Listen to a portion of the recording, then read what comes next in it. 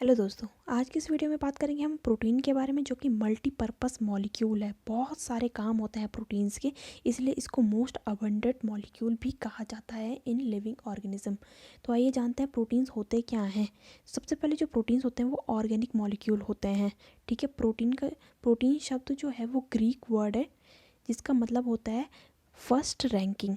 First ranking कह सकते हैं या प्राइमरी कह सकते हैं। प्रोटीन का मतलब क्या होता है? Primary molecules. ठीक है, ये क्या होता है? Most structurally and functionally diverse group of biomolecules. हमारी बॉडी में जितनी भी चीज़ें हैं वो लगभग ऑलमोस्ट वो प्रोटीन से ही मिलकर बनी होती है। उनका कहीं ना कहीं सपोर्ट होता है प्रोटीन्स का। तो प्रोटीन क्या होता है? एक स्ट्रक्चर जो हमारी बॉडी का है और फंक्शनल ग्रुप है, फंक्शनल डाइवर्स ग्रुप है बायोमोलिक्यूल्स के, जो कि हर एक मल्टीपर्पस काम करते हैं हमारी बॉडी के अंदर। मल्टीपर्पस फंक्शन होते हैं इनके।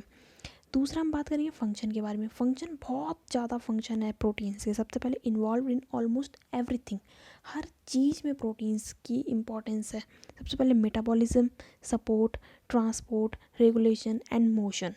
ठीक है, इन सब में इनके अलावा और भी बहुत सारी चीज़ें हैं जिनमें प्रोटीन्स का बहुत एक इम्पॉर्टेंट रोल है। तो आइए बारी बारी से जानते हैं। सबसे पहले मेटाबॉलिज्म के बारे में जान लेते हैं कि मेटाबॉलिज्म मतलब क्या होता है।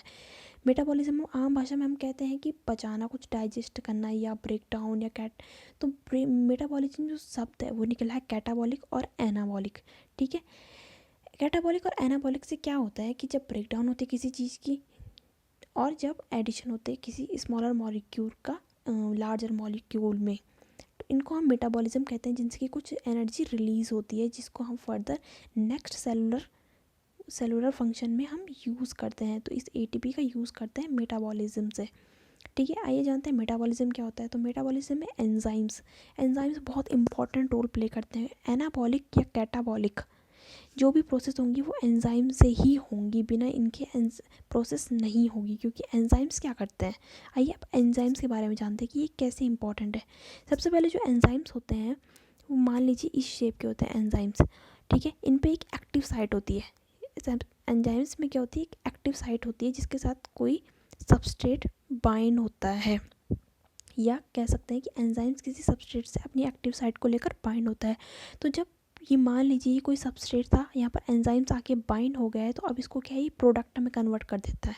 प्रोडक्ट मतलब जो भी इसको बनाना था, और फिर क्या होते हैं, ये रिलीज़ हो जाते हैं खुद। एंजाइम्स क्या होते हैं? खुद रिलीज़ हो जाते हैं। तो ये बेसिक इन्फॉर्मेशन थी एंजाइम्स के बारे में।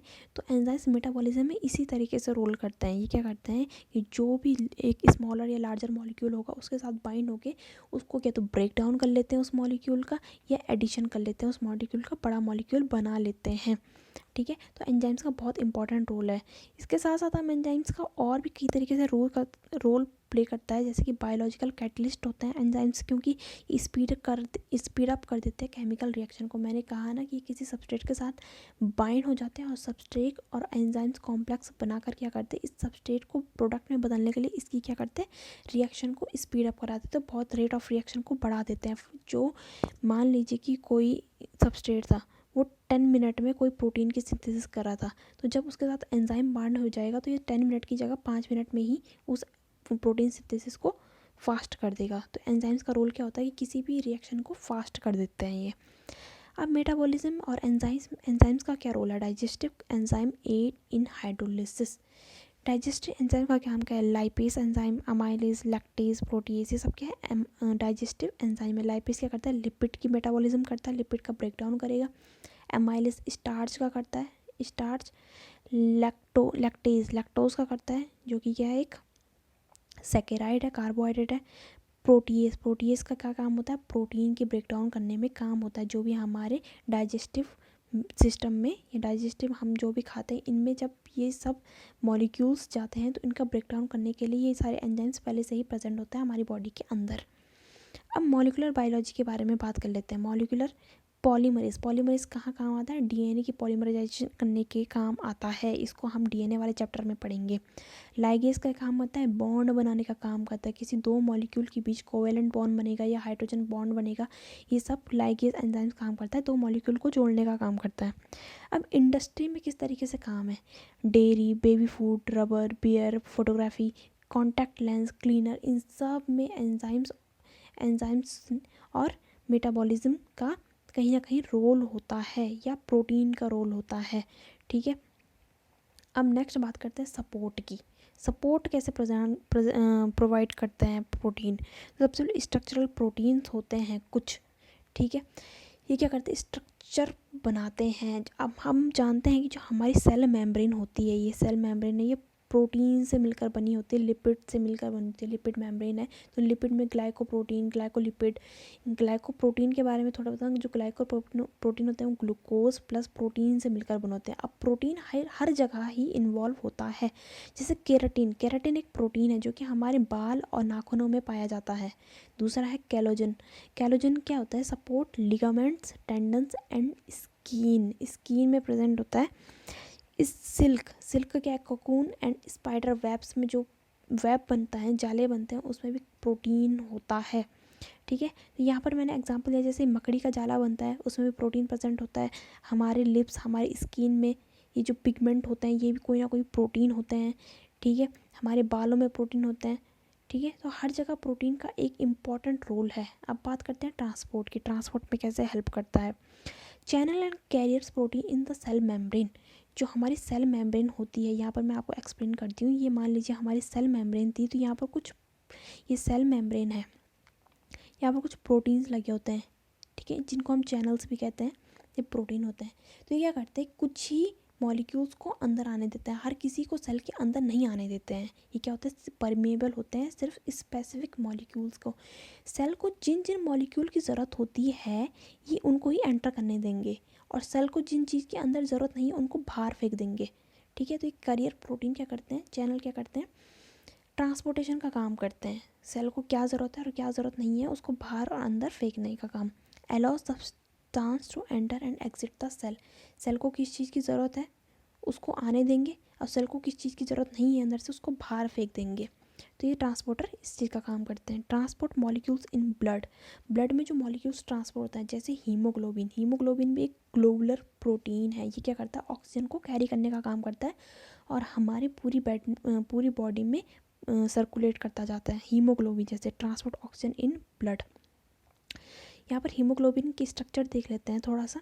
हीमोग्लोबिन ये मॉलिक्यूल है, ये हमारी आरबीसी के अंदर हीमोग्लोबिन प्रेजेंट होता है। ये हीमोग्लोबिन को अगर हम डिफाइन करेंगे तो इसमें अल्फा चेन और बीटा चेन होती है। हेलिकल शेप होता है, मुड़े हुए रहते हैं। हीम ग्रुप प्रेजेंट होते हैं, और बीच में इनके आयरन ग्रुप प्रेजेंट होता है, जो कि क्या करता है, ये आयरन ग्रुप है जो कि ऑक्सीजन को कैरी करता है और हमारे सेल से हमारी पूरी बॉडी में भेजता है। तो ये भी क्या है, एक ट्रांसपोर्टर का काम कर रहा है, जो कि ऑक्सीजन को ट्रांसपोर्ट कर रहा है पूरी बॉडी में। तो जो हीमोग्लोबिन है ये क्या है, एक प्रोटीन है। प्रोटीन कैसा प्रोटीन है, ग्लोबुलर प्रोटीन है, ग्लोबुलर। जब हम प्रोटीन का डिफरेंशिएशन क्लासिफिकेशन करेंगे तो हम वहाँ पढ़ेंगे। ठीक है, यहाँ पर आपको समझ आया कि सेल मेम्ब्रेन में किस तरीके से प्रोटीन का काम है, और हीमोग्लोबिन किस तरीके से ट्रांसपोर्टर का काम करता है। साथ ही साथ सेल के बारे में हमने पढ़ा। अब जो हम नेक्स्ट देख रहे हैं वो डिफेंस में प्रोटीन किस तरीके से काम करता है। तो सबसे पहले जो हमारी एंटीबॉडीज़ होती हैं वो सब प्रोटीन से मिलकर बनी होती है। अलग अलग टाइप की प्रोटीन, अलग अलग टाइप की WBC बनाती हैं। कम्बैट बैक्टीरिया एंड वायरस, वो जो कि करते हैं, एंटीबॉडीज़ वायरस और बैक्टीरिया या जो भी इन्वेडर, फॉरेन इन्वेडर्स हैं, उनके साथ लड़ती हैं और हमारी बॉडी को प्रोटेक्ट करती है अगेन पैथोजेंस। ठीक है, तो यहाँ पर एंटीबॉडी का शेप कुछ इस तरीके से होता है। मैं थोड़ा सा डिफाइन कर देती हूँ एंटीबॉडी का शेप। यहाँ पर एंटीबॉडी का शेप होता है, ये एक लाइट चेन होती है और एक हैवी चेन होती है। ठीक है, यहाँ पर एक हिंज रीजन होता है कि जो WBC और जो हमारी जो एंटीबॉडी है उसको फ्लेक्सिबिलिटी देती है। मान लीजिए कि ये कोई कोरोना का वायरस था, ये एक कोरोना का वायरस है। यहाँ पर देखिए ये एक कोरोना का वायरस है, ये हमारी एंटीबॉडी है। तो एंटीबॉडी किस तरीके से, एक जो स्पाइक प्रोटीन होता है, यहाँ पर प्रोटीन्स वो क्या करते हैं, बाइंड करते हैं एंटीजन के साथ या वायरस के साथ। तो क्या करते हैं, ऐसे ऐसे करके कई एंटीबॉडीज़ बाइंड हो जाती हैं, और इस प्रोटीन को क्या है, हमारे सेल की जो रिसेप्टर होते हैं, जो अभी मैंने बताया ट्रांसपोर्टर में, यहाँ पर रिसेप्टर्स प्रेजेंट होते हैं और कुछ ट्रांसपोर्टर प्रेजेंट होते हैं जो कि आने देते हैं अंदर। तो जब इनके चारों ओर एंटीबॉडीज़ बाइंड हो जाएंगी तो ये क्या करेगा, इन सेल रिसेप्टर के साथ बाइंड नहीं हो पाएगा। इससे हम क्या है, कोरोना से बचे रहते हैं या किसी भी वायरस से बचे रहते हैं। तो प्रोटीन्स क्या काम करता है, प्रोटीन्स WBC बनाने का काम करता है। साथ ही साथ जो फॉरेन बैक्टीरिया उनके साथ बाइंड होके क्या करता है, हमारी बॉडी को प्रोटेक्ट करता है। लास्ट हम जानेंगे रेगुलेशन के बारे में। रेगुलेशन कैसे करता है? अब रेगुलेशन होगा हमारा हार्मोन से। हार्मोन क्या होता है? केमिकल मैसेंजर होते हैं, intracellular messenger that influence metabolism.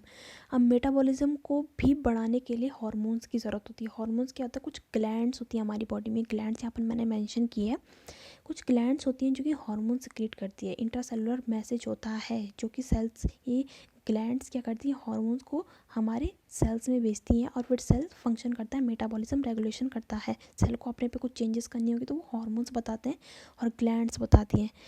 Insulin जैसा हार्मोन एक regulate the amount of glucose in the blood in and in cell. जो हमारे ब्लड में ग्लूकोज का लेवल बढ़ जाता है तो इंसुलिन क्या करता है? उस ग्लूकोज के लेवल को कम करने के लिए हार्मोन्स पैनक्रियाज हमारा सिक्रेट करता है इंसुलिन, और ये इंसुलिन क्या करता है? ब्लड से जो एक्स्ट्रा ग्लूकोज है, जिस ग्लूकोज की हमें ज़रूरत नहीं है, उसको क्या करता है? ग्लाइकोजन की फॉर्म में कन्वर्ट कर देता है और लीवर और एडिपोज टिश्यू में भेज देता है। ठीक है। अब ह्यूमन ग्रोथ हार्मोन क्या है? In its presence determines the height of an individual. Growth मतलब क्या है? बढ़ना, वृद्धि होना। ऐसे हार्मोन जो ह्यूमंस की ग्रोथ कर रहे हैं, ह्यूमंस की वृद्धि कर रहे हैं, तो ऐसे हार्मोन्स हमारे जो हाइपोथैलेमस, हमारी पिट्यूटरी ग्लैंड है, यहाँ से सिक्रेट होते हैं, जो कि हमारी ग्रोथ, जैसे हम सालों को साल बढ़ते जाते हैं, हमारा आकार बढ़ता जाता है, तो क्या करते हैं? हमारी ग्रोथ को बढ़ाने का काम करते हैं ये हार्मोन्स। और ये हार्मोन्स में क्या होता है? प्रोटीन इन नेचर होता है, मतलब प्रोटीन से बने होते हैं। ठीक है। तो आप जान सकते हैं कि प्रोटीन का कितना इंपॉर्टेंट रोल है, कितनी सारी चीज़ों में प्रोटीन यूज़ होता है। अब रिसेप्टर प्रोटीन के बारे में बात कर देते हैं। रिसेप्टर मतलब क्या होता है? कि कुछ चीज़ को रिसेप्ट करने वाला, यानी रीड करने वाला। ये मान लीजिए एक सेल है, सेल के बाहर कुछ रिसेप्टर प्रेजेंट होंगे जो कि किसी हार्मोन को रीड करेंगे कि वो क्या मैसेज लेके आया है। अब built into the membrane of nerve cells detect chemical signal, जिनको न्यूरोट्रांसमीटर्स कहते हैं, released by other nerve cell. ये क्या करते हैं? प्रोटीन्स, हार्मोन्स होते हैं, ये क्या करते हैं? एक सेल है, ये दूसरी सेल है, ये हमारी नर्वस सिस्टम की सेल्स है मान लीजिए। नर्वस सिस्टम को मैं थोड़ा सा बता देती हूँ, ऐसे ऐसे करके। ठीक है, ऐसे। और ये अदर दूसरी नर्वस सिस्टम है। तो इन दोनों के बीच में कैसा ट्रांसमीटर, ये तो दोनों चिपकी नहीं होती है, लेकिन इनके बीच में क्या होता है? कुछ ट्रांसपोर्टर्स, कुछ क्या प्रोटीन्स काम कर रहे होते हैं। तो क्या करते हैं? जो एक यहाँ पर मैं एक्सप्लेन करती हूँ, ये एक नर्वस सिस्टम था, ये दूसरा नर्वस सिस्टम, इनके बीच का जो कम्युनिकेशन होगा वो प्रोटीन्स की वजह से होता है। रिसेप्टर प्रोटीन्स लगे होते हैं यहाँ पर, जो कि इसका मैसेज यहाँ पहुँचाएंगी, और ऐसे ऐसे करके हमारा ये प्रोटीन क्या है? हमारे ब्रेन तक पहुँच जाता है। ठीक है, यहाँ पर तक ब्रेन। तो इस तरीके से हार्मोन्स क्या रेगुलेशन का काम करती हैं। हार्मोन्स इस तरीके से, सेल मेम्ब्रेन है और ये यहाँ पर रिसेप्टर प्रेजेंट होते हैं, हार्मोन्स को आने देते हैं। जो काम के हार्मोन्स होंगे उनको सेल के अंदर आने देंगे, जो नहीं होंगे उनको सेल के बाहर ही रोक देंगे। ठीक है, तो इस तरीके से रिसेप्टर काम करते हैं, इस तरह से रेगुलेशन करता है हमारा प्रोटीन मॉलिक्यूल। बहुत इंपॉर्टेंट मॉलिक्यूल है। और अगर आपने अभी तक ये वीडियो देखी है तो थैंक यू, और आप लाइक सब्सक्राइब करना ना भूलें। नेक्स्ट वीडियो में हम बात करेंगे स्ट्रक्चर की। स्ट्रक्चर क्या होता है, क्योंकि इसका स्ट्रक्चर बहुत कॉम्प्लेक्स है। साथ ही साथ ऐसी बहुत सारी चीज़ें हैं जो कि प्रोटीन्स के बारे में बहुत जानना बहुत ज़रूरी है, इस पार्ट में कवर नहीं हो पाएंगी। तो नेक्स्ट वीडियो में हम ज़रूर इस बारे में बात करेंगे, प्रोटीन्स, अमाइनो ग्रुप और secondary structure, primary structure, peptide chain, peptide bond, इन सब के बारे में बात करेंगे। Thank you.